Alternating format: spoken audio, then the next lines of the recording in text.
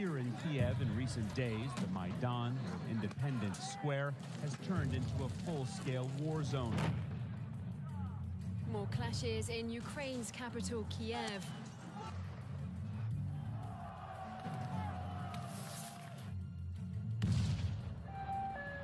There is absolutely no doubt that snipers are working here. I've counted 10 bodies. Мы и сегодня не знаем, кто стрелял в людей. Это проблема. Now on the brink of a civil war, at least 70 dead so far, and the death toll rising. Эти технологии, еще раз говорю, от них не застраховано ни одно государство. What we saw here today was a revolution. Хотите узнать, что происходило на Украине? We've invested over $5 billion to assist Ukraine in these and other goals. Вы знаете, в большой политике, о чем бы ни говорили, все равно будут говорить о деньгах. NATO has expanded into 13 countries, up to the borders of Russia. 13 countries. The focus has to be on not allowing this crisis to turn into hot war between Ukraine and Russia. Эта тема очень опасная. Это тема войны. Сегодня спокойно никто не должен себя чувствовать.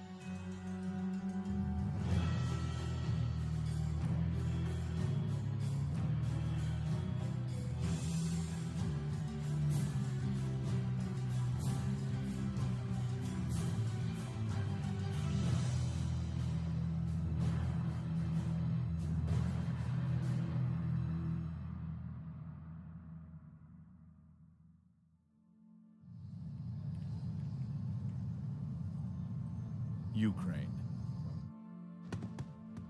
It's an ancient and proud land with a rich history filled with much beauty, heroism, and sacrifice. Ukraine is a borderland, a place where East meets West. This is the flag of Ukraine.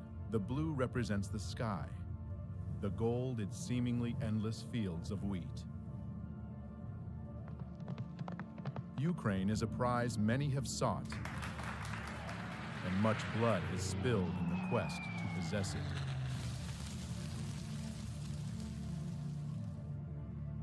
Ukraine has been the pathway for Western powers as they attempted to conquer the East. In World War I and World War II.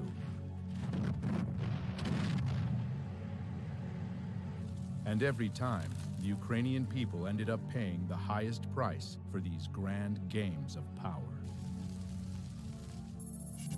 History doesn't repeat, but it surely rhymes, said Mark Twain. If one looks closely at the history of Ukraine, one will notice many rhymes. Being surrounded by stronger powers, Ukraine has needed a lot of cunning to survive, and the art they truly mastered with time is the art of changing sides. In the middle of the 17th century, Ukrainian leader Bogdan Khmelnytsky broke a truce agreement made with Poland, siding with more powerful Russia. Just over 50 years later, as the Russian-Swedish War was raging, another Ukrainian leader, Ivan Mazepa, broke the union with Russia when he switched sides, joining forces with the Swedish invaders. Many times, Ukrainian history was written by third parties. Seeking to keep the gains of a revolution at any cost, Russia agreed to the humiliating conditions of the Brest-Litovsk Treaty of 1918, which turned Ukraine into a German protectorate. Another historical document that changed the fate of Ukraine was the Molotov-Ribbentrop Pact of 1939. one of many such agreements being signed between European countries and rising Germany. Attempting to protect his nation from the approaching Nazi threat, Joseph Stalin negotiated a treaty of non-aggression with Adolf Hitler. While promising each other peace, the Soviet and German foreign ministers Molotov and Ribbentrop realigned the map of Eastern Europe, splitting it into German and Soviet spheres of influence. No sooner had the Molotov-Ribbentrop Pact been signed than Poland was split. And in September of 1939, Eastern Poland awoke to be Western Ukraine and a part of the family of Soviet republics and the USSR. But even this bold dividing of lands and nations only delayed the inevitable. Germany broke its promise to the USSR. On June 22, 1941, Germany invaded the USSR, launching Barbarossa, the largest military operation in world history.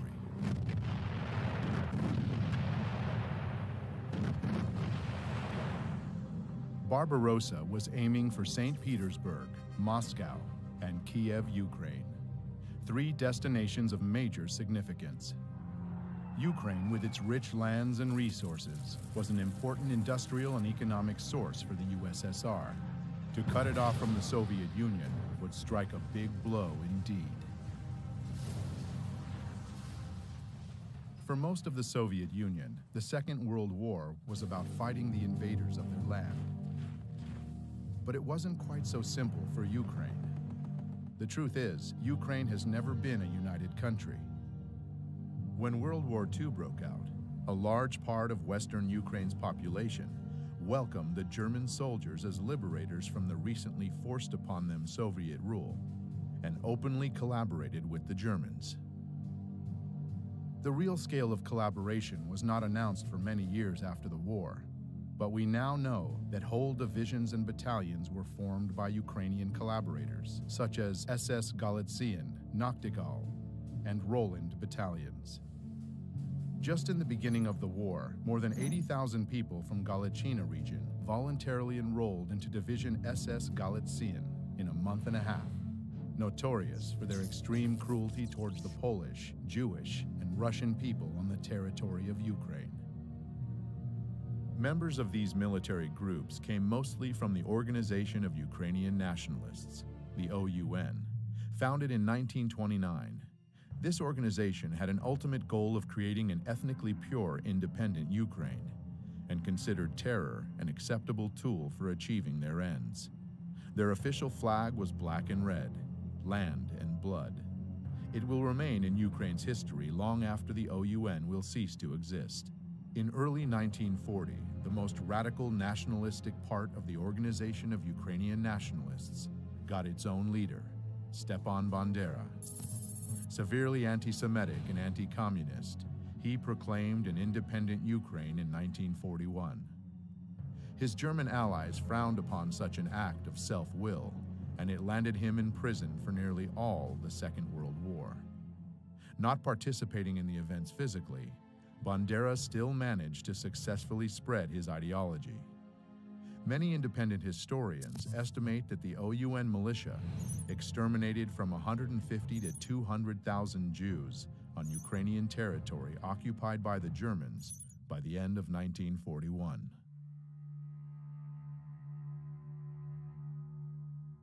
The most notorious and outrageous massacre took place September 29th and 30th, 1941, in Babi Yar, Kiev. All kikes of the city of Kiev and its vicinity must appear on Monday, September 29th by 8 o'clock in the morning. Bring documents, money, and valuables, and also warm clothing, linen, etc. Any kikes who do not follow this order and are found elsewhere will be shot. 33,771 Jews were killed in this two-day operation of the Nazis and Ukrainian militia. Another outrageous massacre was carried out by the Ukrainian Insurgent Army and the Bandera faction of the Organization of Ukrainian Nationalists in German-occupied Polish Volhynia and eastern Galicia between 1943 and 1944. This genocide of Poles was led by Mykola Lebed. 35,000 to 60,000 people in Volhynia and 25 to 40,000 in eastern Galicia fell victim to this massive ethnic cleansing operation. Sensing the inevitable loss of the German troops, the Organization of Ukrainian Nationalists gave up on their former ally and began fighting equally against the Germans and the Soviet forces. In January 1943, USSR troops started pushing the Nazis back, liberating one part of Ukraine after another. Western Ukraine was the last Ukrainian region held by the Germans, finally being liberated in October of 1944.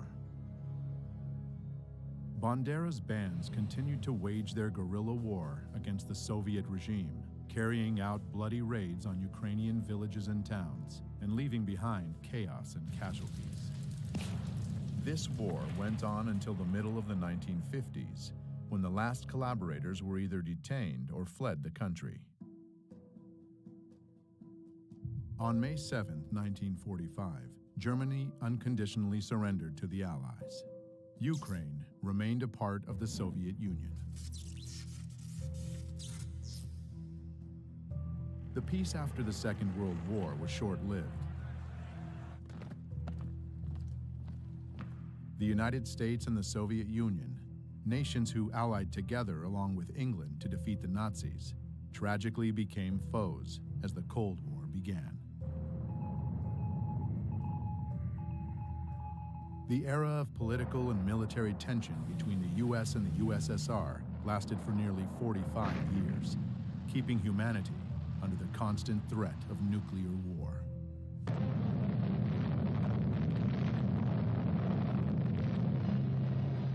In this battle, the United States never lost sight of Ukraine's importance. U.S. intelligence kept a close eye on Ukrainian nationalist organizations as a possible source of counterintelligence against the Soviet Union. CIA documents that just recently have been declassified show strong ties between U.S. intelligence and Ukrainian nationalists since 1946. From the CIA agency report, it is clear that they were not mistaken about the nature of Ukrainian nationalist organizations or their leader, Stepan Bandera himself. According to an OSS report of September 1945, Bandera had earned a fierce reputation for conducting a reign of terror during World War II. After the Second World War, Bandera and other Ukrainian Nazi leaders fled to Europe, where the CIA helped them hide. The CIA later informed the Immigration and Naturalization Service that it had concealed Stefan Bandera and other Ukrainians from the Soviets. The operations involving Ukrainians continued for many years. The Nuremberg trials of 1945 and 1946 brought the political, economic, and military leaders of fascist Germany to justice and revealed to the world the monstrous face of Nazism and the crimes they committed. But the Ukrainian Nazis were spared the same fate, and some were even granted indulgences by the CIA. By 1954, the agency excused the illegal activities of the OUN security branch in the name of Cold War necessity. In 1949, Mykola Lebed, the man responsible for the massacres in Volhynia, was moved to the United States, where he died in 1989 without ever being investigated or pursued as a war criminal. The CIA moved to protect Ukrainian nationalist leader Mykola Lebed from criminal investigation by the Immigration and Naturalization Service in 1952. Perhaps Bandera lost his use to the US, or maybe KGB agents outsmarted the CIA. But in 1959, Stepan Bandera, the leader of the Ukrainian nationalists, was killed in Munich, where he was hiding under the name of Stefan Popel. It would be fair to say that Bandera became a major symbol of Ukrainian nationalism by sheer chance, for he was neither its only leader nor its most powerful one. Dmytro Dontsov was the father of the far-right totalitarian doctrine in Ukraine. Andriy Melnik was the leader of another faction of the OUN. Roman Shuhevich was a general of the Ukrainian insurgent army, and others contributed greatly to the movement. Bandera's dangerous ideology, suppressed by the communist authorities but supported by external forces, never really died. The seeds of Ukrainian nationalism were passed from generation to generation. Unfortunately, it was just a matter of time before they would once again blossom. In 1954, Ukraine's territory was expanded even more when Nikita Khrushchev, the leader of the USSR and a Ukrainian himself, generously gave the Crimean region to Ukraine. Historians would argue about the legitimacy of this transfer for many years to come, and 60 years after Khrushchev's gift, dramatic new events would take place in Crimea. The eyes of the world are on Ukraine as the crisis in Crimea continues. Dozens of heavily armed men seized government buildings in Crimea. Should Ukraine just shrug its shoulders and say, okay, Crimea, it's lost? And the old arguments would heat up once again. The Cold War would heat up and cool down by turns, while both rivals were obsessively building up military capacity. The turning point took place when the new era, perestroika, came to the USSR with its new leader, Mikhail Gorbachev, in the middle of the 1980s. Perestroika meant restructuring towards liberalization and democratization. It certainly had a positive impact on the international situation. Astonishing news from East Germany, where the East German authorities have said, in essence, that the Berlin Wall doesn't mean anything anymore.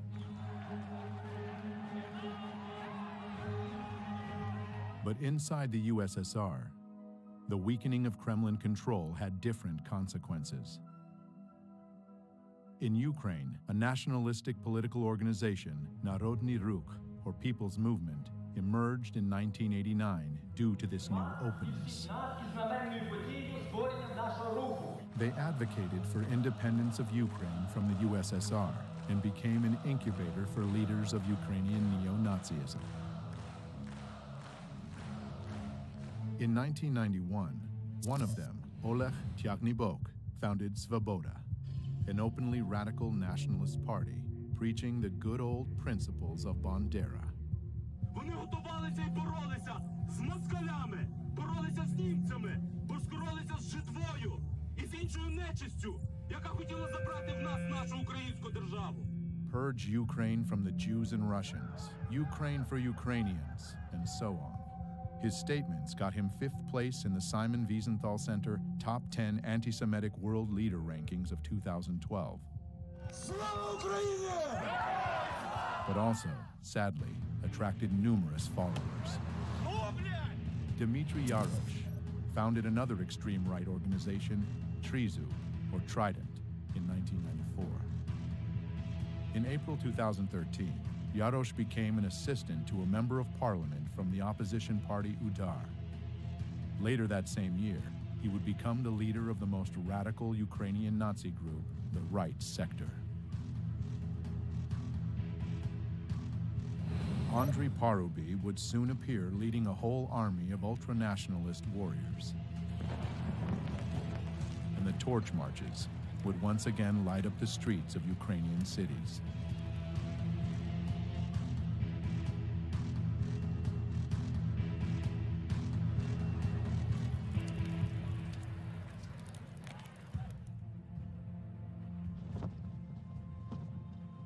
The world drastically changed in August 1991, when the USSR de facto ceased to exist, and the global political map welcomed many newcomers, Ukraine one of them. In modern history, it was the first time Ukraine was truly independent and all on its own.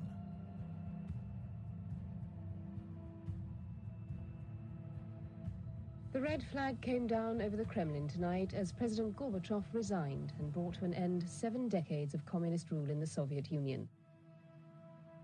The years after the disintegration of the USSR became known as the Crazy 90s in all the post-Soviet territories.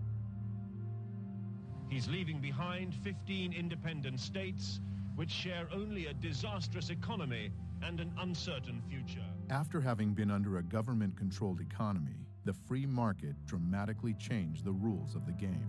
New businesses emerged instantly, and the first oligarchs were born overnight. The former country with no class division suddenly became stratified. the chosen few became rich, while the rest had to fight to survive. Сразу же после получения независимости началась еще более дикая приватизация и растаскивание имущества, государственной собственности, понижение жизненного уровня населения сразу же после получения независимости. И причем, какие бы власти не меняли друг друга, для жизни рядового гражданина ничего не меняло. Там происходил просто систематический грабеж населения, грабеж граждан, грабеж украинского народа. И, конечно, люди уже устали от этого произвола, от этой совершенно сумасшедшей коррупции. The people's growing discontent made Ukraine more vulnerable to outside forces, and a new kind of warfare was launched, one not known before, the color revolutions. Demonstrators clash with police, hundreds of thousands protesting the results of the election and calling for a new vote. Ukraine has had two color revolutions in its 24 years of independence. In 2004, crowds of people descended upon Kiev, marking the start of the Orange Revolution. At that time, Ukraine became once again a battlefield of two forces, the Russian and Western governments. The culmination of this conflict took place during the presidential elections in November of 2004. The two major candidates, Western-backed Viktor Yushchenko and Russian-leaning Viktor Yanukovych, almost equally shared the votes of Ukrainians. By the way, calling Viktor Yushchenko Western-backed is not an exaggeration. His wife, Katerina Yushchenko, is a former U.S. State Department official and worked in the White House during the Reagan administration. The division was along geographic lines. Traditionally, Russian Eastern Ukraine voted for Yanukovych, while Western Ukraine chose Yushchenko. By the announced result, Viktor Yushchenko lost to Viktor Yanukovych, but thousands of people didn't agree with it, and they came to the central square of Kiev on the 22nd of November. The situation received wide news coverage. The country's election commission ignored reports of fraud, declaring Kremlin-backed Viktor Yanukovych the winner. International politicians, such as former General Secretary of NATO, Javier Solana, became frequent guests in Kiev, initiating negotiations between parties. And I hope very much that the goodwill of everybody will be able to overcome this difficulty. The results of the negotiations, however, were often reached only on paper.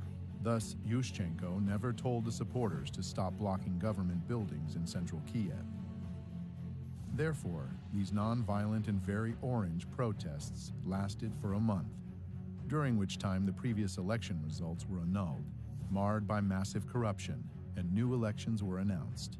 An important nuance: just 3 months before, Viktor Yushchenko became a victim to a mysterious and still unsolved poisoning. But it didn't prevent him from winning in the new election. Though, as we shall soon see, there was much more than just the people's will that led to this victory. This peaceful revolution and its leader were warmly welcomed by the international community. But the euphoria didn't last long. Yushchenko's government completely failed with reforms and lost its chance to establish democracy, instead descending into infighting. Viktor Yushchenko was not re-elected for a second term, but at the end of his presidency, he had the time to make one last gift to his supporters from Western Ukraine. На завершення я хочу сказати про те, що чекали мільйони українських патріотів і багато років. Я підписав указ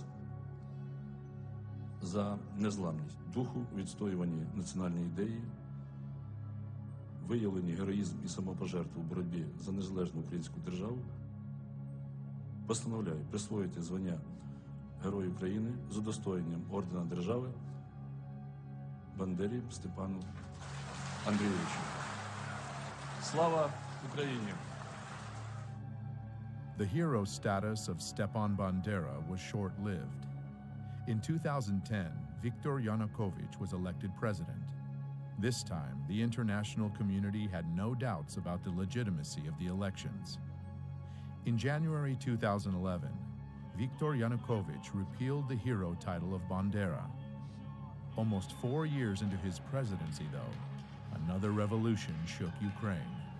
Unfortunately, this one was anything but peaceful.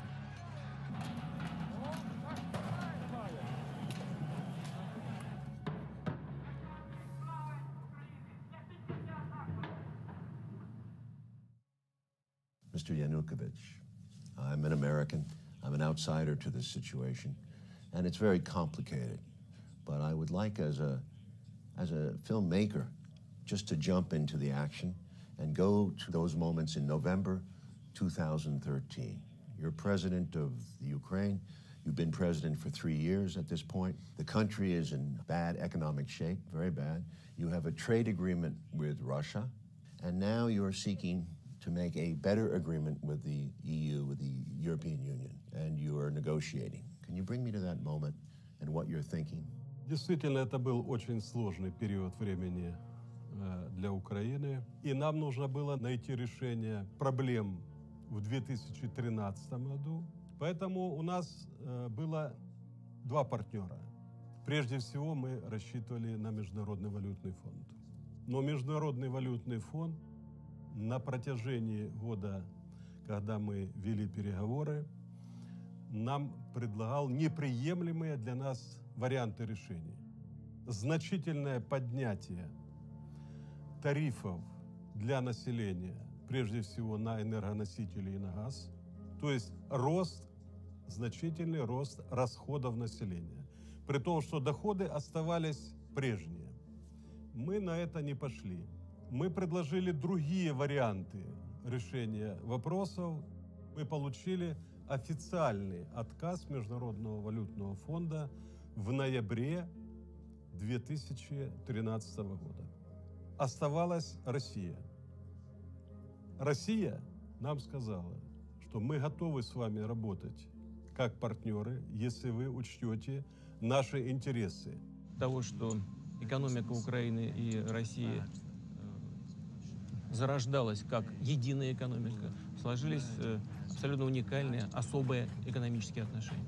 Рынки в России были полностью открыты для украинских товаров, а при этом наши границы с Украиной таможенные полностью раскрыты.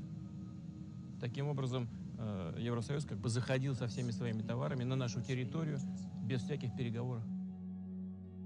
И когда мы начали считать балансы, мы увидели, что соглашение, которое подготовлено Европой для Украины, требует больших экономических расходов, компенсаций потерь, а Европа компенсаций не предлагает. При том, что российский рынок при этом для Украины частично сокращался или прокрывался.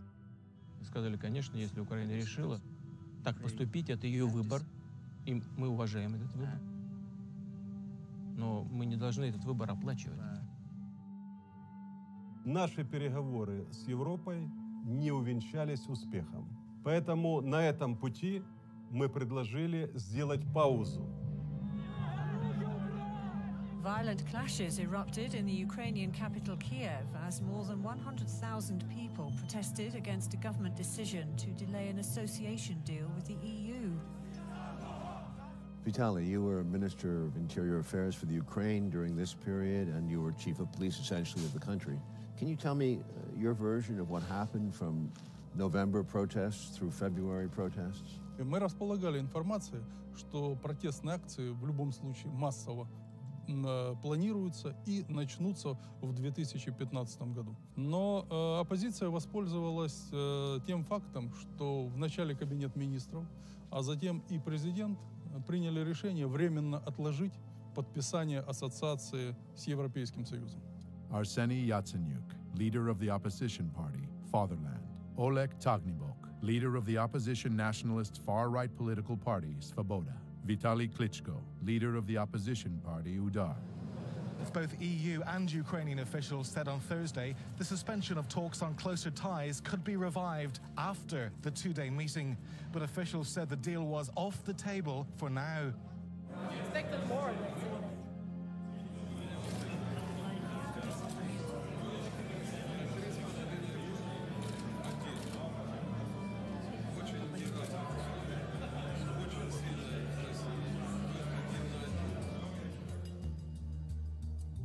pro-EU protests on the streets of Kiev enter their second day. The crowd of around 1,000 protesters were joined by the leader of the opposition, the reigning world boxing champion Vitaly Klitschko. He called on the demonstrators to maintain pressure on the government after it decided not to sign a major trade deal with the EU. You go back to Kiev the next day after the meeting with Merkel, and the protests are up, am I right? Can you take me through that period? Если у меня в самом начале было понимание того, что это мирные акции, и во время мирных акций можно вести диалог, и я к этому был готов.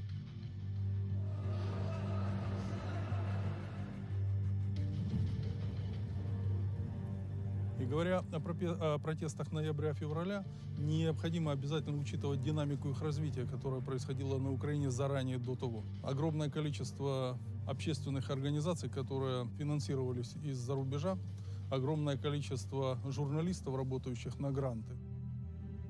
Robert Parry is a longtime investigative journalist based in Washington, D.C., best known for his major disclosures about the Iran-Contra scandal in the 1980s. He is the founder of Consortium News, where he has reported extensively on the crisis in Ukraine and the forces behind the unrest. An NGO is a non-governmental organization.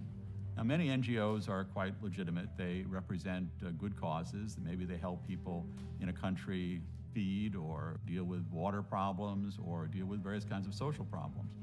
But there are some NGOs that have become funded by government entities and serve more the purpose of that government rather than trying to serve the people that they are ostensibly working for. One thing we saw in the 1980s, at that point, the Central Intelligence Agency had been largely discredited because of scandals that had been exposed in the 1970s. For 15 years, the CIA has secretly financed overseas activities of the National Students Association.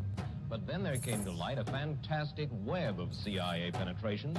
So when the Reagan administration came in, there was this concept that instead of having the CIA, which traditionally would go into these different target countries, funding their media, funding NGOs, funding different political operations, that was essentially farmed out to a new organization called the National Endowment for Democracy, which was created in 1983. And it would do pretty much what the agency used to do. It would go into one of these countries and it would support various political groups, train activists, deal with journalists, business groups, and try to advance U.S. foreign policy interests, sometimes against the interests of the host government, the target government. And beyond that, they received financial and other logistical help from the National Endowment for Democracy and other U.S. agencies that helped them training activists, working with journalists to get their side presented more favorably. They work on things like, how do you get traction? How do you get things to go viral? How do you then use that to generate support for your cause? And support was generated. Mustafa Nayyem, a founder of one of Ukraine's new media outlets, Hromadske TV, knew very well how to make something go viral. It was his notorious Facebook post on November 21st, 2013, that brought the first crowds to Maidan. Я це написав просто, щоб почути, чи є ці люди, чи просто ми поговоримо десь у Фейсбуці. If you don't read the newspaper, you are uninformed. If you read the newspaper, you are misinformed. To deliver your message efficiently enough in the modern world with so many different technologies and means of communications, you must embrace them all. As the disturbing events of Euromaidan started on November 21st, 2013, 3 new TV channels went on the air and suddenly became stunningly popular in Ukraine. Spilno TV, November 21st. Hromadske TV, November 22nd. And Espresso TV, November 24th, directly from opposition protest. These channels went viral, supporting the protests and encouraging more and more people to come to Maidan. И первые выступления массовые начались 21 числа, 21 ноября. Сначала акции проходили мирно. На эти акции пришли люди разной категории. Это были молодые и пожилые люди, приходили с детьми. Явно было понятно, что с их стороны есть доверие к власти, в том числе и к правоохранителям, потому что свободно выходили, и никаких намеков на то, что будет в отношении этих манифестантов приниматься какие-то меры воздействия, силовые и так далее, просто не существовало. Значит, соответственно, на охрану общественного порядка выходили правоохранители без огнестрельного оружия. Но среди митингующих уже замечены нами радикалы, которые относились к правым партиям, неофашистским организациям. И 24 числа, 24 ноября, они осуществили первую агрессивную акцию. – 24 числа первое было нападение на кабинет министров. И первое нападение на сотрудников правоохранителей, которые охраняли. Второе нападение на правоохранителей службы безопасности Украины произошло 25 числа. Затем небезызвестные события 30 числа. November 30th of 2013 became the first turning point of Euromaidan, and one of its most reported and mysterious events. Я тогда немножко расскажу, как видел эти события я. Был звонок мне от Попова, глава администрации города Киева. Он говорил, что давайте сегодня мы хотели бы завозить оборудование для новогодней елки на площадь. Я ему объяснил, что до тех пор, пока люди находятся на площади, этого делать нельзя. В районе часа ночи, когда массово люди начали расходиться, разъезжаться, я поговорил по телефону с руководителем службы безопасности Украины и спросил его точку зрения по развитию событий. Он сказал, я считаю, что, слава богу, все закончилось. Вся информация идет о том, что все закончилось. Потому что фактически с 21 числа, я в кабинете просто жил и спал там. Какое-то время, может быть, 2 часа в сутки удавалось поспать. Около 3 часов ночи я приехал тоже к себе домой.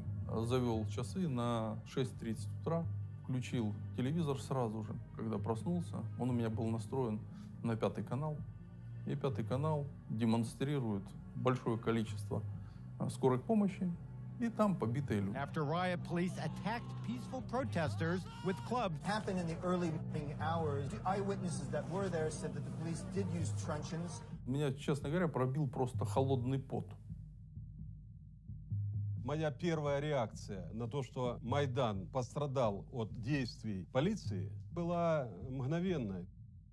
Нужно было расследовать, кто дал приказ разгонять митингующих, применять к ним силу. Я был противник того, чтобы к митингующим применялась сила, нарушали права людей. Решений таких Попов самостоятельно принимать просто не мог. А кто для него был самый высокий руководитель? Для Попова был самый большой руководитель, это глава администрации. Сергей Владимирович Левочкин. Coincidentally, Sergei Lovochkin is a close associate to many U.S. politicians. The security service of Ukraine had evidence that on that night, Lovochkin was in contact with opposition leader Yatsenyuk, where they discussed the clearing of Maidan on the pretext of installing the annual Christmas tree. News media reported that the riot police cruelly attacked the students peacefully sleeping in their tents, but scenes from the event seem to tell a different story. It appears that the protesters were waiting for the police. Additionally, there were dozens of journalists and cameramen from all the new public TV news outlets prepared to cover the events. And most ominously, a group of well-trained young men arrived to Maidan almost simultaneously with the riot police. They infiltrated the crowd and began provocations with insults, stones, and torches. The right sector in Ukraine represents a part of the Ukrainian population that has often favored fairly extreme right-wing positions. They had militias that came especially during the Maidan protests. There were groups that were being shipped into Kiev where they would provide the muscle, in effect, for the demonstrations. So the demonstrations went from being relatively peaceful political protests to being increasingly violent. The first step in any detective work is to establish a motive. It is now said that Sergei Lovochkin is held in high esteem by his powerful U.S. friends. Outraged by what was reported in the news, the Ukrainian people came out in force on the next day to vent their anger with the police actions. The violence started to take off when? Фактически жесткие противоправные действия начались уже в декабре 2013 года. События, которые проходили в тот период в Киеве, они были очень радикальные. В них принимали неонацистские организации, молодые люди, которые были различными вооружены различными средствами. Металлические прутья, биты. В том числе использовалась техника, например, дорожно-строительная, грейдерами, и они грейдерами наезжали на работников правоохранительных органов, на милицию, которая защищала и не давала захватить правительственные здания и здания администрации президента. Как президент мог такой неуправляемой толпе выйти и с кем говорить? Технологии, которые применялись в тот период времени, они были заранее спланированы. As veiled and masked as the color revolutions can be, an attentive viewer can see subtle patterns and similarities revealing their true nature. To make crowds act as one obedient group, they have to be united at the unconscious level. The masterminds of color revolutions know this well and have perfected the art. Symbolism is one of the most powerful tools to achieve this end. Revolutionary political organizations with surprisingly similar names and even more similar logos have appeared time and again, almost as omens marking the countries that would be hit by the colored plague next. They are often described as being aware and active, when they're actually trained and radical. They are the ones who take the first shot, literal and metaphorical, to transform the peaceful protests into full-blown coup d'etats. Their fingerprints can be found everywhere on the map of the color revolutions. Using all the experience of past generations, simple but effective tools like catchy sing-alongs and chanting are employed. Well known for exciting the crowd and creating a group identity, they depersonalize individuals and make them easier to manipulate.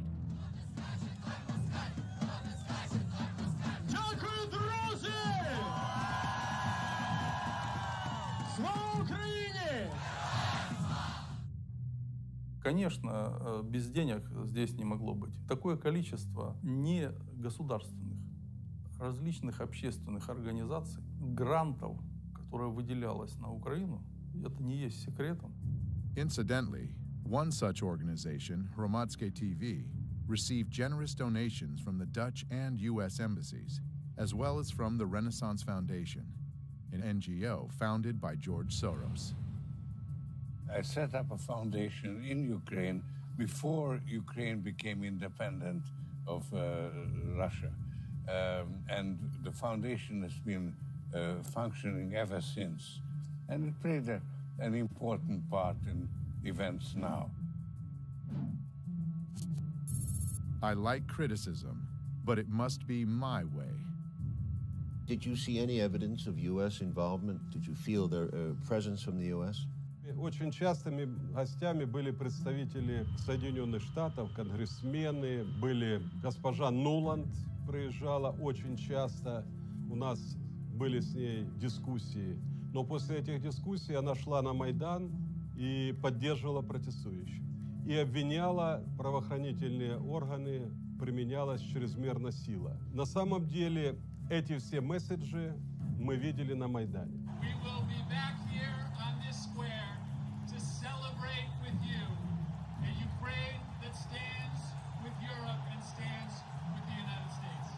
Well, members of Congress were visiting Ukraine during that period, most famously Congressman John McCain. So some of the people who were challenging their government, their elected government at that point, were being told by a senior U.S. official, a person who ran for president and a top official in the U.S. Congress, that the U.S. was with them. I'm Senator John McCain, and it's always a pleasure to be back in Ukraine. Senator McCain was, in a sense, giving the people in the Maidan a feeling that they had the backing of the most powerful country on earth. This is about the future you want for your country. This is about the future you deserve. Делегаций много приезжало. Я говорил, что нельзя говорить, во-первых, неправду. Нельзя становиться на сторону митингующих и отстаивать их права, создавая тем самым и углубляя конфликт. Когда митингующие захватывают правительственные здания и учреждения, скажите, допустимо ли это в любой другой стране, например, чтобы посол Украины пришел к митингующим в Фергюсоне и раздавал там пряники или пирожки и обвинял полицейских Соединенных Штатов Америки?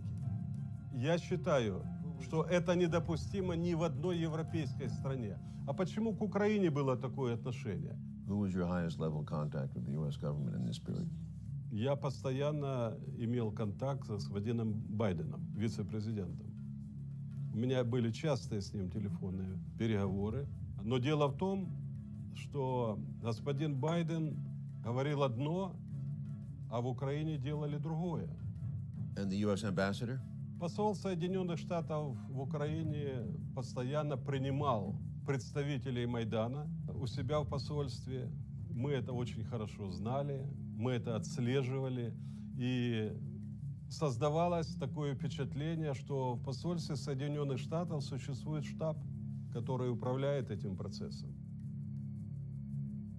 In early February of 2014, as the Maidan crisis was getting more violent, there was a phone call that was intercepted. It was a call between the Assistant Secretary of State for European Affairs, Victor Yanukovych, and the U.S. Ambassador to Ukraine, Jeffrey Pyatt.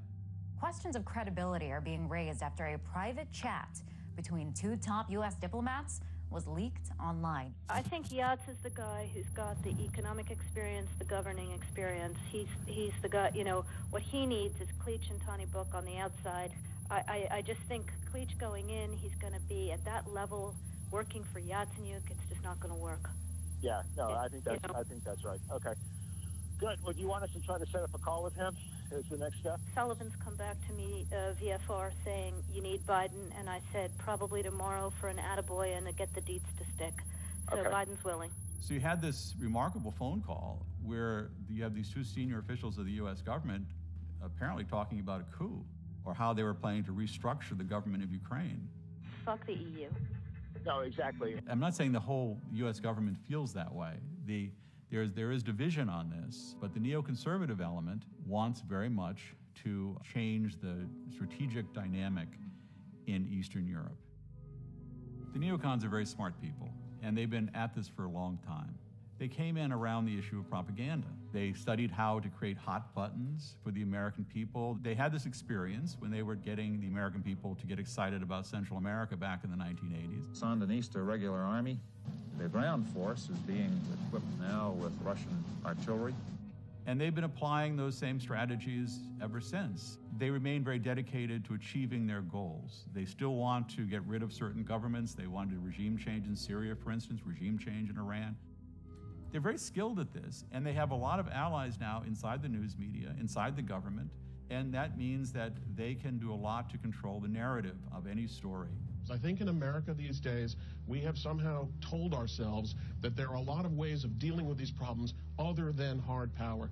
Vladimir Putin cares about hard power. The neoconservatives can now demonize a leader of a country. That sells with the American people. So you don't just sort of argue a policy.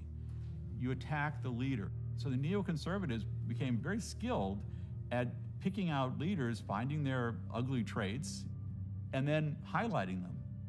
Yanukovych, you might say, was a rather clunky political leader, but you make him into a devil. He's totally corrupt, and he's evil, and he wants to kill people in the Maidan, these wonderful white-hatted demonstrators. So you've got a black hat versus white hat. You keep repeating that basic scenario, and it works with the American people. You've got to realize what Vladimir Putin is. He's an old KGB colonel that wants to restore the Russian Empire. You make them into demons, and the American people find that the way they can understand the world. Once that happens, it's very difficult for a journalist or anyone else to say, you know, hold it, that guy, he's got more of a gray hat than a white hat or a black hat. And if you say that, you suddenly you're a Yanukovych apologist or you're a Putin apologist, and then the attacks come on to the person saying it, the journalist, the academic, or whoever. Any good director will tell you that tempo and rhythm are the most essential components to hold an audience's attention. Сама технология, которая применялась Майданом, состояла в необходимости сакральных жертв. Это часть технологии. It can also be called a method of betrayal, when the allies and followers are relentlessly thrown into the revolutionary flame. The idea is simple. When the preparation work is done, the trigger just needs to be pulled to set the machine into full motion. The murder of politician Rafiq Hariri led to the Cedar Revolution. Looking back at the mysterious poisoning of Viktor Yushchenko right before the Orange Revolution of 2004, we see now that he became a sacred victim himself. Most political analysts believe the compassion of the Ukrainian people at that moment tilted the scales, giving him the presidency.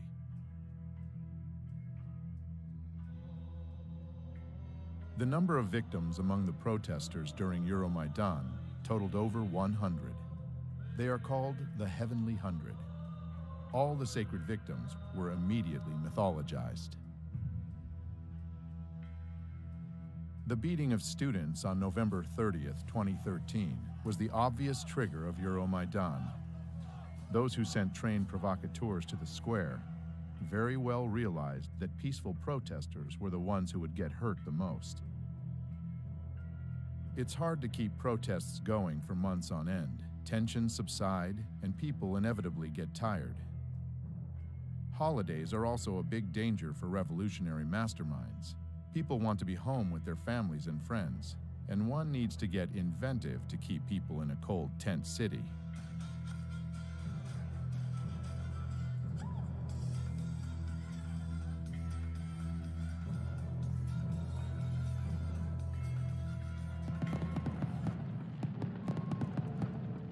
On Christmas Day of 2013, tabloid journalist and political wannabe Tatiana Chornovol was chosen to become the tool to whip the protests on Maidan back up.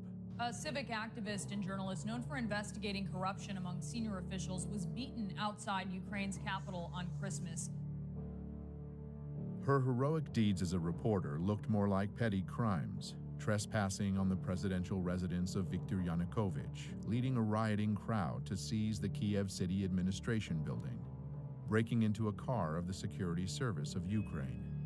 It looked like Tatiana was more interested in making news than reporting it, and gaining name recognition that could be turned into votes for her struggling political career in the opposition party Fatherland.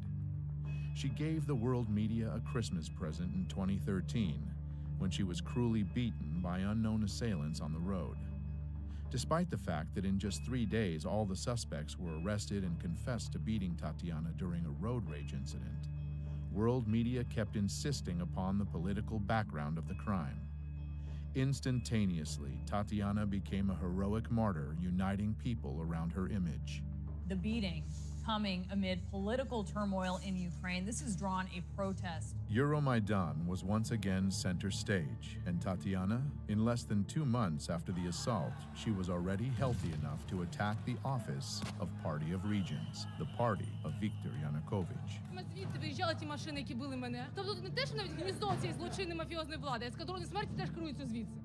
One of the staff members, 65-year-old IT specialist Vladimir Zakharov, was killed during the attack. So, where is Tatiana now? Well, she finally got her position of power in the new government. 1 month later, the time for another act in the play came. Armenian-Ukrainian protester Sergei Nigoyan was one of the first to arrive at Maidan. He wasn't radical or violent, but instead naive and full of hope. Watching Sergei read a patriotic poem is like watching a casting tape for the role of a sacred victim. Борітеся, поборете, вам Бог помагає. За вас правда, за вас слава і воля святая. Unfortunately, Sergei got the part. Betrayed by his brothers in arms, this video would eventually go viral after Sergei was killed early in the morning of January 22nd, 2014. The circumstances of his death remain unknown to this day. Even though the whole area of protests was heavily filmed at that time, there were no records or witnesses to help the investigation, and his body was moved immediately from the scene of the crime. Sergei became the first killed martyr of Euromaidan, and in a heartbeat, the police officers were appointed as his killers. Almost 2 years later, the official investigation would still deliver no results. Now, it is widely believed that Nigoyan's murder was staged by provocateurs to escalate the conflict.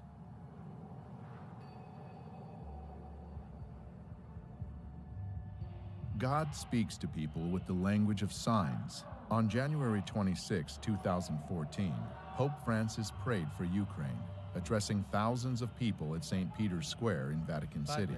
Et Filius et Spiritus Sanctus. After the prayer, 2 white doves were released from the papal window and were immediately attacked by a crow and seagull. Those who understand the language could easily read the meaning of this omen. Soon, great forces, the seagull and the crow, would be tearing apart 2 Slavic nations, the white doves. This omen gave hope to the Ukrainian people, saying that by God's will, the doves would be saved. But it also predicted severe hardship and many victims. The events which could enter into the history of the color revolutions as the most massive human sacrifice yet arrived right on schedule, 1 month later. For weeks, this European capital has been the scene of a violent uprising. Today, the bloodiest day yet. The protesters are pushing up towards the government district, armed here with Molotov cocktails, but we saw handguns and shotguns too. There are casualties on both sides. Well, she's just said that there are 6 dead people up there. Not just injured, dead. They said they've been hit by snipers. 20 февраля начали расстреливать сотрудников милиции. Я получил информацию, что начали стрелять снайперы, и есть жертвы с 2 сторон. Консерватория, откуда прозвучали первые выстрелы. Это то, что было под контролем у сил Майдана. And here again, we meet our old acquaintance from Narodny Ruch, Andriy Paruby, who is at the peak of his glory as self-proclaimed commandant of Maidan, which basically means the leader of the radical opposition. Ми попередили їх про те, що Майдан може вдатись до більш активних дій, якщо в найближчі дні ми не побачимо виконання наших вимог.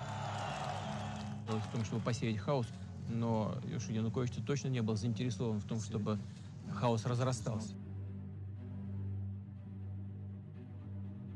The protesters were filmed leading a long line of riot police away. It's not clear where they were taking them. 67 officers are currently reported to be missing. 14 policemen dead and 43 wounded. Было погибших 20 человек и более 150 раненых огнестрельными ранениями.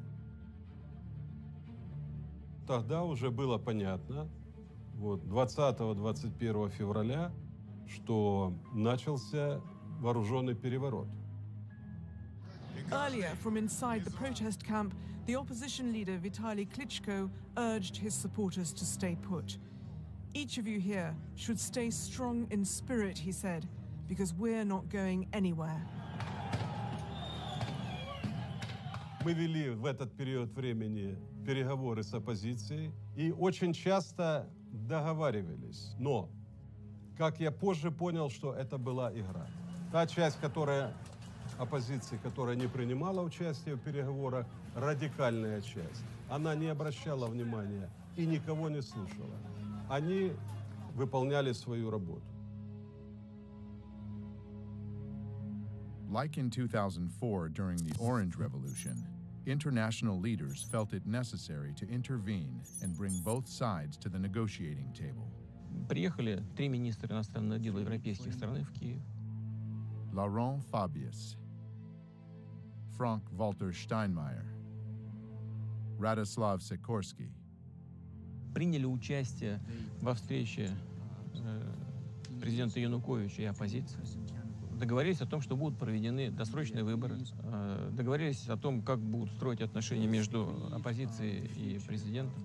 The Ukrainian president and the leaders of the anti-government protests there have agreed on a truce.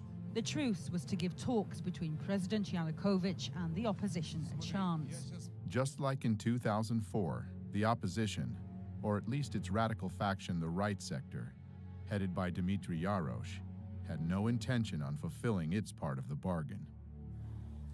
Ті домовленості, які досягнуті, не відповідають нашим з вами прагненням. Правий сектор не складе зброї. Правий сектор не зніме блокаду жодної з державних установ, поки не буде виконана найголовніша наша вимога – відставка Януковича. Я подписал такой протокол, но немного позже я понял, что какой бы протокол мы ни подписали, сценарий захвата власти и государственного переворота, он был запланирован и он был неизбежен. То есть фактически это не зависело от наших действий. The opposition leaders left saying they may have found a way to end the bloodshed, but they wanted to take the conclusions from their meeting to the people. It was soon apparent that the people were not happy. И на следующий день господин Янукович уехал во второй по величине город страны, в город Харьков. Как только он уехал, захватили и его резиденцию, администрации и правительство с помощью оружия. Как это называется? Дело в том, что я вылетел туда вертолетом. Машины, которые меня должны были сопровождать, выехали самостоятельно, но этого никто не знал. Ехали президентские машины, и по этой колонии президентских машин был открыт огонь. Также была информация у нашей разведки, что были специальные наемники, которым была поставлена задача не захватывать президента, а расстрелять. И я обратился к президенту Путину, чтобы он разрешил мне выехать на территорию России. Я получил согласие, и мне было оказано содействие. 24 февраля я попал на территорию России.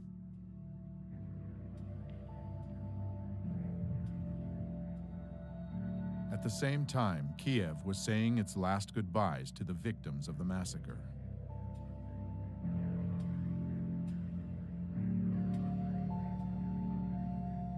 It was also welcoming those who came to power at their cost.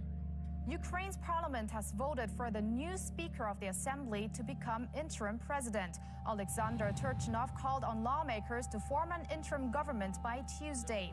These latest developments follow the dismissal of President Viktor Yanukovych on Saturday. And they removed Yanukovych, not following the constitutional procedures for impeachment. Процедура импичмента не была соблюдена. Для этого должен был быть привлечен Конституционный суд, Верховный суд. Этого не сделали. И голосовать в парламенте должны были 3/4 депутатов. The parliament of Ukraine consists of 450 deputies. The constitution of Ukraine requires at least a 3/4 majority to vote. In other words, 338 votes in favor of the impeachment, but only 328 deputies voted yes. 3/4 не проголосовали. The U.S. State Department almost immediately said this was a legitimate government, and that was part of this effort to get regime change. Instead of trying to find some way to revive the February 21st agreement, where maybe you could bring back Yanukovych in some titular way, that became not a possibility anymore. Then you had Eastern Ukraine resisting, you had Crimea wanting to break away, and things rapidly escalated. Voters will decide Sunday whether they'll leave Ukraine and join Russia. The campaign with the slogan "Together with Russia" has the backing of Moscow. The Crimea situation, the referendum, is also happening during this period very quickly. Крымский референдум инициировали жители Крыма. Это была их реакция на попытки представителей Майдана устроить такой Майдан в Крыму. Это не секрет, что население Крыма всегда было пророссийски настроенным. Crimean authorities, sensing the mood of the populace, fully supported Viktor Yanukovych's decision to postpone the 2013 European Union Association deal and side deeper ties to Russia. As the events in Kiev took their course, Crimean authorities issued a declaration, putting into words the fears of its people. Based on the will of the Crimeans who elected us, we declare that we will not give Crimea to extremists and neo-Nazis seeking to seize power in Ukraine at the cost of the blood of the country and its citizens. After the regime change in Kiev, rumors began spreading in Crimea that the new authorities would be merciless to those that opposed them. Слава Україні! This led to the pro-Russian demonstrations rejecting the new government in Kiev. On February 27th, the government buildings in the capital of Crimea were seized by pro-Russian protesters. The current Crimean government was dismissed, and the new leader, Sergei Aksyonov, was assigned as the leader of the Crimean Autonomous Republic. У них, конечно, надежда была, и они обращались к российскому руководству, чтобы их защитили. On March 16th, the Crimean referendum was held, and the people voted to leave Ukraine and enter the Russian Federation. The situation in Crimea is being presented as a Russian invasion. And again, nobody who looks at this seriously and looks at the poll numbers, some of the poll numbers done by the US government agencies themselves, showing that the people of Crimea preferred being part of Russia. In the US news media, it has all been presented as the Russians invaded, they then staged a sham election with people with guns at their backs. Somehow they faked the ballot boxes to get 96% approval for rejoining Russia. The idea of a referendum in Crimea is just quite simply unconstitutional. It does raise questions on whether this vote really is free and fair, especially given the heavy military presence in Crimea right now, Errol. So that's how it's been sold to the American people. The reality is very different. The atmosphere here certainly is electric. Thousands of people who've gathered in the capital Crimean city of Simferopol. All of this following a referendum held last Sunday in which the majority of people here overwhelmingly voted in support of being reunited with Russia. Я бы хотел спросить, что такое демократия? Демократия — это политика, основанная на воле народа. Как выясняется воля народа? В современном мире с помощью голосования. Люди пришли свыше 90%, и свыше 90% проголосовали за присоединение к России. Нужно уважать выбор людей. Не подстраивать каждый раз под свои геополитические интересы, международное право и принципы демократии. У нас не было там никаких боевых действий. Там никто не стрелял. Никто никого не убивал. What is described in the West as a Russian invasion of Crimea is, in fact, the presence of Russian soldiers in Crimea.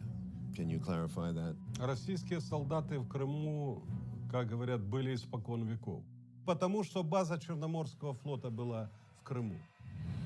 As long ago as 1804, Sevastopol's naval base became the main military port of the Russian Empire on the Black Sea. During the Second World War, the heroic defense of Sevastopol lasted almost a year and took hundreds of thousands of lives. Therefore, the naval base in Crimea has a legacy of historical pride for the Russian Black Sea Fleet, as well as being of huge strategic importance.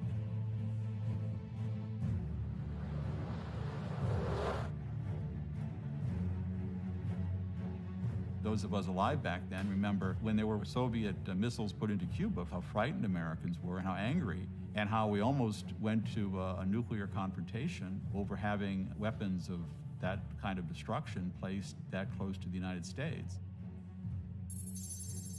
If the United States considers Cuba to be in its backyard, then Crimea lays at Russia's doorstep. The consequences of a U.S. seizure of the base or a NATO base. Очень тяжелые, потому что сама по себе база ничего не значит. Но вот чтобы я хотел отметить один нюанс. Почему мы так остро реагируем на расширение НАТО? Нас беспокоит практика принятия решений. Я знаю, как принимаются. Когда страна становится членом НАТО, ей уже очень трудно сопротивляться давлению со стороны такой крупной страны, лидера НАТО, как США. И там легко может появиться все, что угодно.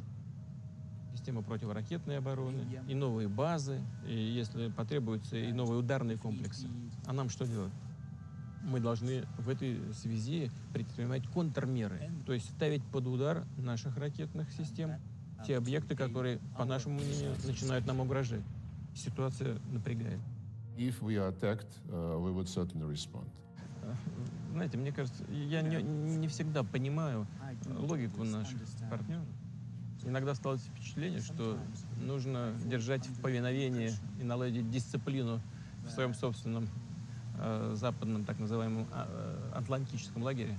Для этого нужен внешний враг. При всех опасениях Иран на это не очень тянет. I am concerned about the expansion of NATO. NATO has expanded into 13 countries, up to the borders of Russia. 13 countries. Эта тема очень опасная. Это тема войны. Вообще, война между Россией и Соединенными Штатами, вообще это безумие.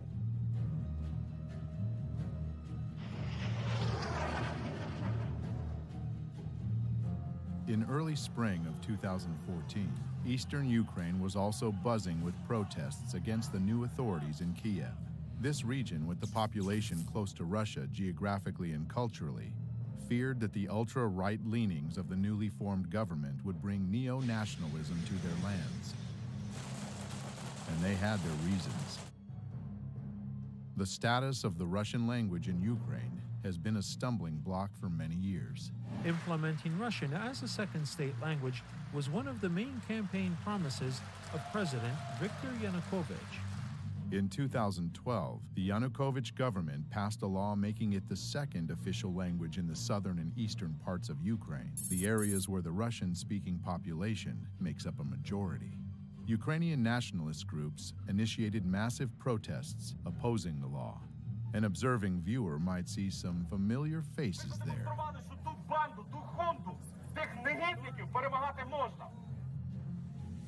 On February 23, 2014, the very next day after the regime change, the new government voted for an annulment of the official status of the Russian language. And even though later this decision was vetoed by the acting president, Alexander Turchinov, it still sent a message, and a powerful one.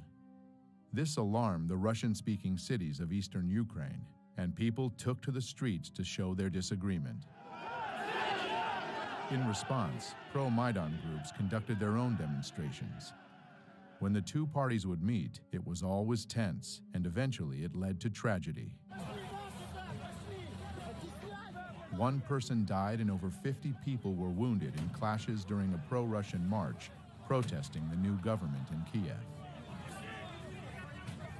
On April 6th, the Crimean scenario began repeating in eastern Ukraine, where protesters seized government buildings.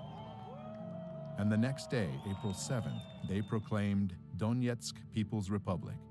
Kiev replied by announcing the beginning of an anti-terrorist operation in eastern Ukraine. By that time, the international media was screaming about a Russian invasion in Ukraine. Russia could now be on the verge of invading Ukraine. But strong words stayed only in the media. The Ukrainian authorities never announced a warlike situation. Why? IMF cannot give money to countries engaged in ongoing war. Petro Poroshenko. Вы знаете, в большой политике, о чем бы ни говорили, все равно будут говорить о деньгах. Too much money was already invested in Ukraine to stop halfway. We've invested over $5 billion to assist Ukraine in these and other goals that will ensure a secure and prosperous and democratic Ukraine. На развитие какой демократии тратились эти деньги? Как называли установление демократического режима? Я думаю, что это вот как раз тот режим, который сейчас насаждается на Донбассе. Obviously, the funds had to keep coming, and the conflict had to keep going. Getting more and more bloody and deadly. Мы завалили все вместе. As parties from both sides were using more sophisticated and lethal weapons. Господин Турчинов, который фактически начал войну, он несет огромную ответственность за это. Он начал войну против собственного народа. Он послал войска в Донбасс. Они сделали то, чего не делал я. И они начали кровопролитие.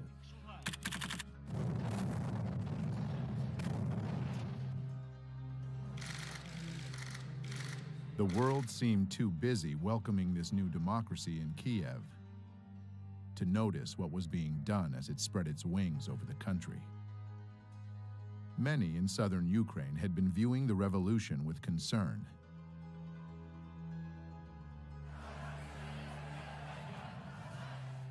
And an anti-Maidan movement formed in the city of Odessa in early January 2014. The protesters set up their camp in front of the Trade Union House, a building which would soon become a monument to a massacre of its own. It's difficult to overestimate the importance of Odessa. It is strategically located on the Black Sea, and it's Ukraine's largest seaport. It's not surprising that Ukraine's new authorities were watching the situation unfolding there with growing alarm. More and more of Odessa's people were joining the anti-Maidan movement at the same time as events in eastern Ukraine were heating up. The new Ukrainian government didn't have the power to wage war on too many fronts. If Odessa were to join the growing uprising in the eastern regions, it would seriously complicate the situation. This rebellion had to be extinguished immediately and at any cost, and that cost was high. On May 2nd, 2014, soccer fans flocked to the center of Odessa city for the Ukrainian championship match. Surprisingly, a great number of these fans who descended into Odessa just the night before also turned out to be fighters from the Maidan self-defense units, along with members of radical organizations from all parts of Ukraine.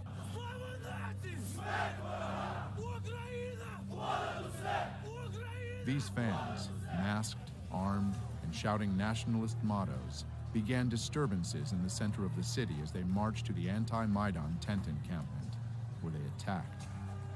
The anti-Maidan protesters sought shelter in the trade union house, but it was a trap. Maidan supporters started throwing Molotov cocktails into the building until it was engulfed in flames.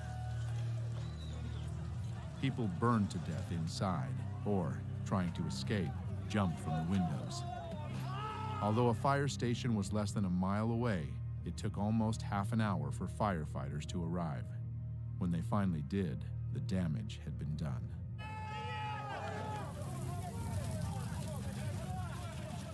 But here's an intriguing fact. Just a few days before those dreadful events, a messenger from Maidan, Andriy Perubi, made a visit to Odessa. It's an interesting coincidence that some of the people he met with in Odessa were seen at the scene that fateful day.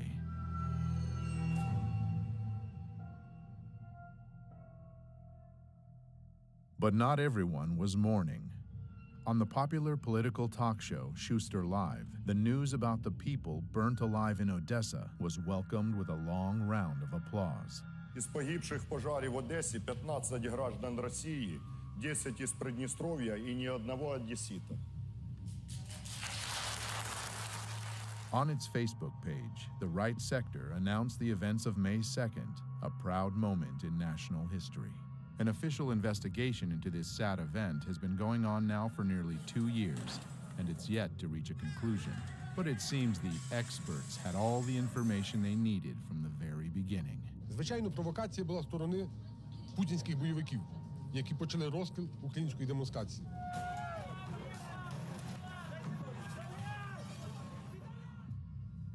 It looks like Odessa really is a very important piece of real estate, as it was honored with a very special new governor appointed on May 30th of 2015. Mikhail Saakashvili, an old friend of the United States and born and raised in Ukraine's neighboring country, Georgia. A little hoedown there in Georgia. A quick look at his biography gives one an understanding that he's been groomed for a special mission. Mr. Saakashvili received a U.S. State Department scholarship, and he worked for a New York law firm which represented the organization Kamara, a group that appeared earlier when we learned about the color revolutions. We are dealing with democratic, bloodless revolution. This is the Revolution of Roses, and this is Mikhail Saakashvili with Kamara, busy overthrowing the legitimately elected president, Eduard Shevardnadze. Remove the government by peaceful means. That's classics, you know, you're really European. Soon after the Rose Revolution blossomed fully, Georgia announced its intentions to join NATO and plant fresh NATO military bases in the fertile soil right on Russia's border.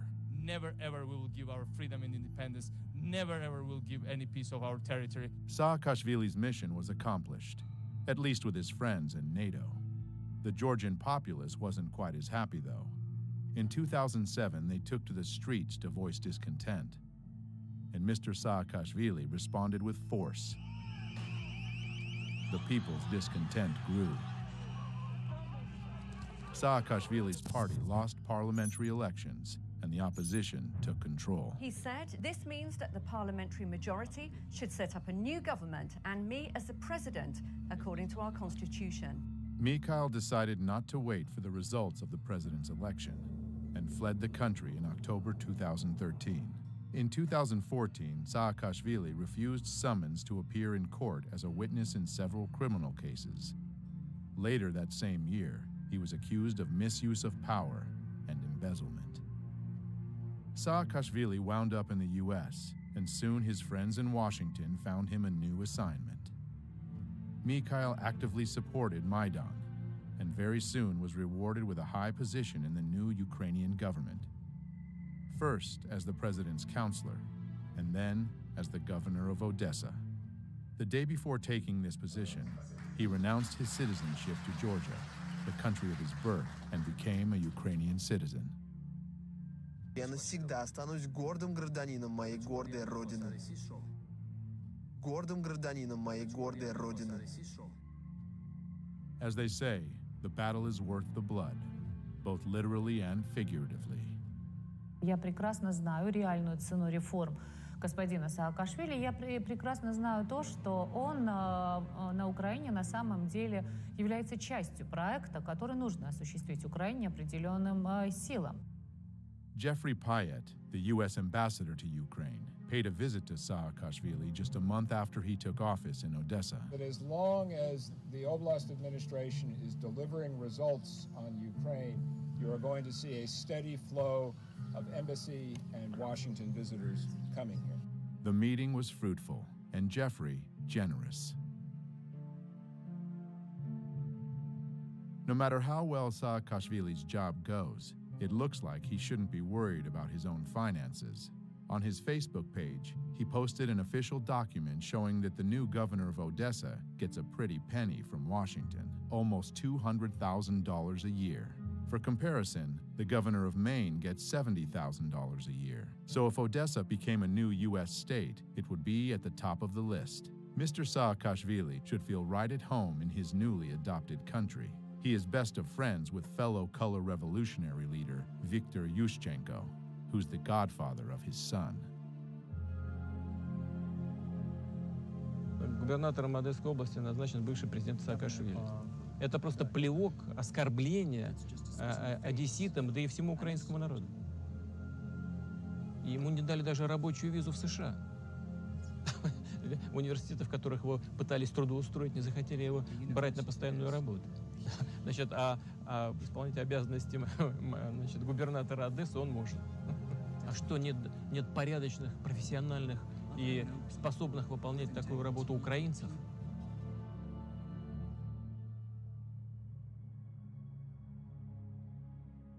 A war once launched, doesn't choose its victims. We are just learning at this hour that Malaysian Airlines has now confirmed that it has lost contact with one of its planes. Plane was indeed shot down by a missile while flying at a high altitude over eastern Ukraine near the Russian border. 298 revised number of souls on board, all feared dead. It was a murder. It was a crime. There's been this odd nonchalance about pursuing the answers. There was a report, a very limited report, put out a few months after the event. But since then, they said the next report will be on the first anniversary of the event. But you deal with a criminal investigation before it becomes a cold case. So there's been this curious element of why is there not greater pressure from both the media and the Western governments to answer these questions? But even without any answers, the fingers were pointed immediately. That's not an accident. That is happening because of Russian support. Evidence indicates that the plane was shot down by a surface-to-air missile that was launched from an area that is controlled by Russian-backed separatists inside of Ukraine. И, безусловно, государство, на территории которого это произошло, несет ответственность за эту страшную трагедию. The Malaysian Boeing wasn't the first plane to play a significant part in American-Russian relationships. On September 1st, 1983, Korean Airlines Flight 007 from New York to Seoul via Anchorage was shot down by a Soviet interceptor aircraft over the territory of the USSR in the Sea of Japan. There was absolutely no justification, either legal or moral, for what the Soviets did. The tragedy of the Korean Boeing was considered a perfect occasion to demonstrate the NATO military power within dangerous proximity to the Soviets. On November 2nd, 1983, NATO launched Able Archer, a 10-day command post exercise simulating a conflict escalation, culminating in a nuclear attack. It was followed by placing Pershing II nuclear missiles in Europe. What Reagan didn't take into consideration was the paranoid overreaction of the Soviets. A recently declassified U.S. intelligence report shows that for the first time since the Cuban Missile Crisis, the world was that close to nuclear war. Just like in 1983, the Malaysian Boeing crash was leveraged against the enemy. A new wave of sanctions hit Russia immediately after the tragedy. The United States is imposing new sanctions in key sectors of the Russian economy. Almost a year and 3 months later, the Dutch Safety Board published a report. Ladies and gentlemen, flight MH17 crashed because of a 9N314M warhead detonated outside the aeroplane above the left side of the cockpit. The report didn't blame any specific group or person and estimated a very wide area of 320 kilometers as a zone from which the missile was fired. At the same time, the Russian producer of Buk missiles, Almazante, conducted its own independent investigation. Результаты эксперимента полностью опровергли выводы голландской комиссии о типе ракеты и месте запуска. During the experiment, they blew up a retired airliner with a Buk missile and came to the conclusion that the Malaysian plane was brought down by the older type of missiles, not used by Russia anymore, but still in the possession of Ukraine. The company claims that the missile was launched from the territory controlled by the Ukrainian military. One would expect that these controversial results would again stir up public interest in the investigation, but the tragedy of Malaysian flight MH17 had already played its role in the big geopolitical game. Therefore, it was soon forgotten. The goal was achieved. After the third wave of sanctions hit Russia, the tensions between the two countries skyrocketed. So the question presents itself. Are we truly witnessing the beginning of Cold War 2.0? And if so, what are our chances to survive at this time?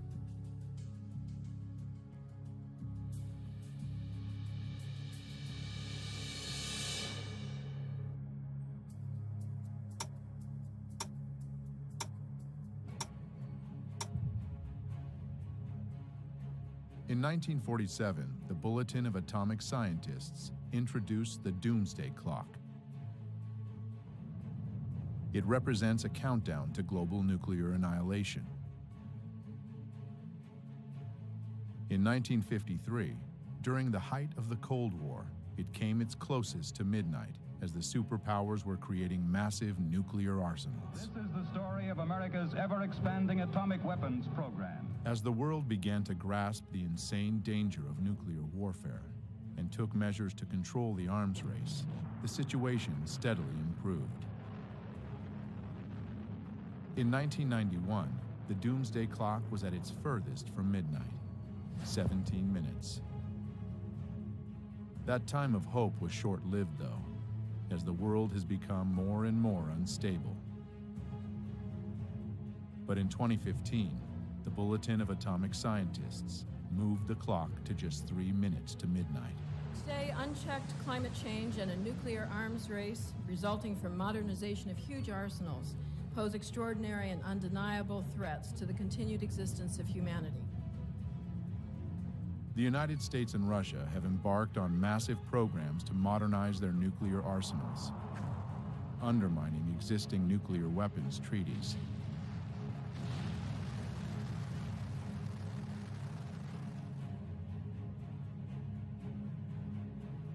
The clock ticks now at just 3 minutes to midnight because international leaders are failing to perform their most important duty, ensuring and preserving the health and vitality of human civilization.